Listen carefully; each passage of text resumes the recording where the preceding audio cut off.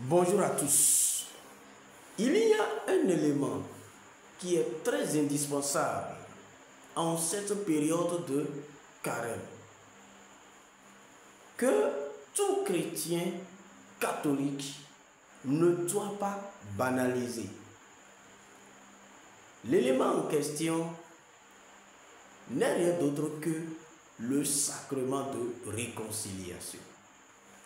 Chers chrétiens catholiques, la période de carême est une période au cours de laquelle nous sommes appelés à changer de vie, à repartir sur une nouvelle base, afin de créer une intimité plus profonde avec le Seigneur notre Dieu. Et il est dit que pour atteindre cet objectif, il nous faut le partage, le jeûne et la prière. Il y a aussi un élément indispensable qui est là et que chaque chrétien doit prendre en considération. Il s'agit du sacrement de réconciliation. Si nous jeûnons, nous prions, nous partageons pour repartir sur une autre base avec le Seigneur, il y a aussi la réconciliation que nous devons provoquer. Nous devons provoquer la réconciliation entre Dieu et nous. Et le chemin par lequel nous pouvons véritablement nous réconcilier avec Dieu est le sacrement de réconciliation, communément appelé confession. Je voudrais te demander, cher fidèle catholique, en cette période de carême, quelle est la place que tu accordes au sacrement de réconciliation? Il est très important que, hormis le jeûne, le partage et la prière, nous ayons recours au sacrement de réconciliation pour que nous puissions véritablement nous réconcilier avec notre Dieu. Oui, tout dépend de notre relation avec notre Dieu. Si tu n'es pas réconcilié avec quelqu'un, tu ne peux pas non plus avoir de relation avec lui. Et le sacrement de réconciliation, c'est la confession devant un prêtre de l'Église catholique romaine. Cela mérite d'être précisé, considéré, parce qu'il y a beaucoup qui critiquent.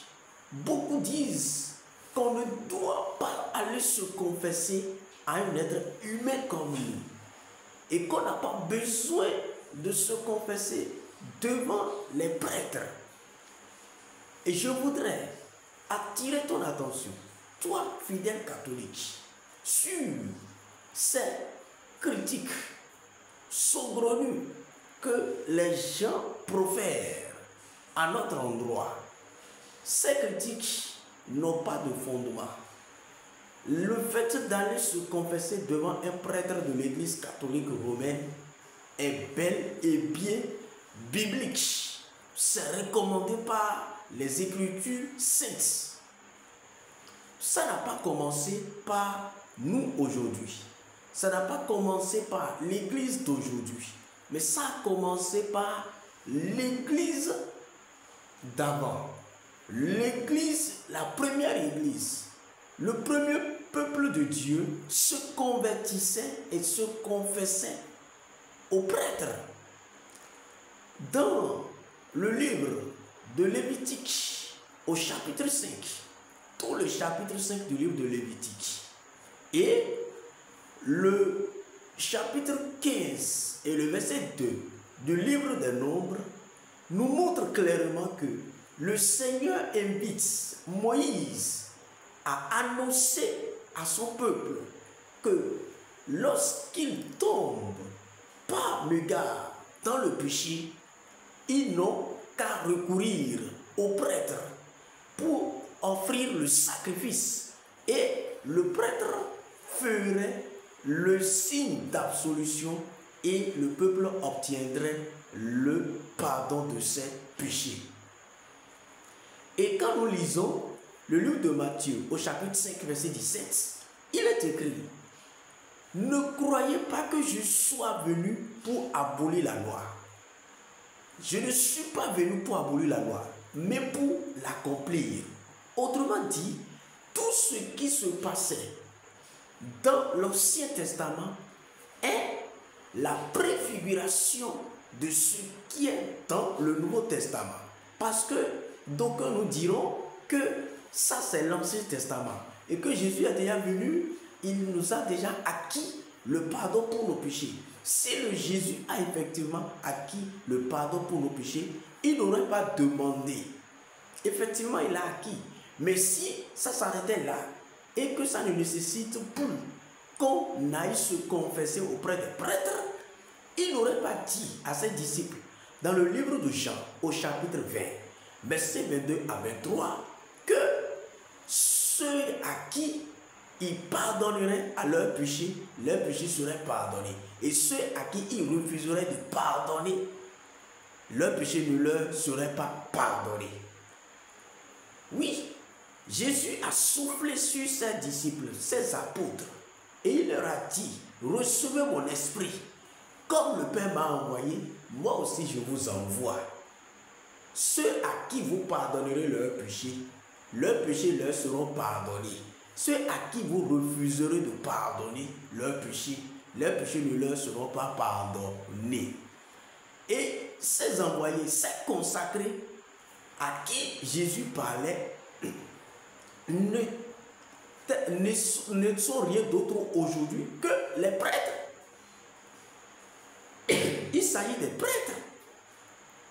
Donc il est bel et bien recommandé dans l'Ancien Testament que, comme dans le Nouveau Testament, que nous pouvons avoir recours aux prêtres pour confesser nos péchés. Et quand le prêtre te pardonne, ce n'est pas lui qui te pardonne, c'est plutôt le Christ qui te pardonne à travers la personne du prêtre. Puisque c'est lui-même qui a consacré le prêtre et qui lui a donné cette onction, cette autorité. Ne fuyez pas la confession. N'écoutez pas les critiques. L'Église est claire et est consciente que on peut pécher, se mettre à genoux, demander pardon à Dieu et Dieu va accorder le pardon. L'Église en est certaine. Mais attention, le sacrement de réconciliation a été institué par Dieu lui-même et le Christ lui a donné sa version complète, sa version plus claire, plus explicite dans le livre de Jean au chapitre 20, versets 22 à 23. Ceux à qui vous pardonnerez leurs péchés leur seront pardonnés. Il a dit autrement dans Matthieu 18, verset 18, tout ce que vous lierez sur la terre sera lié au ciel, et tout ce que vous délierez sur la terre sera délié au ciel. Jésus parlait à ses apôtres, à ses oins, à ceux que lui-même a consacrés. Donc quand le prêtre te pardonne, c'est le Christ qui te pardonne à travers la personne du prêtre.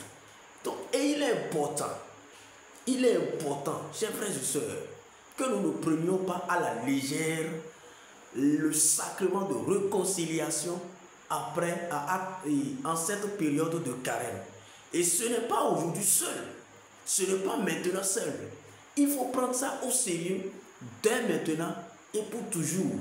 Un bon chrétien ne doit pas faire un mois sans se confesser au moins une seule fois. L'apôtre Paul va nous dire dans le livre de 2 Corinthiens, au chapitre 5, verset 18, laissez-vous réconcilier par Dieu. Que Dieu vous bénisse.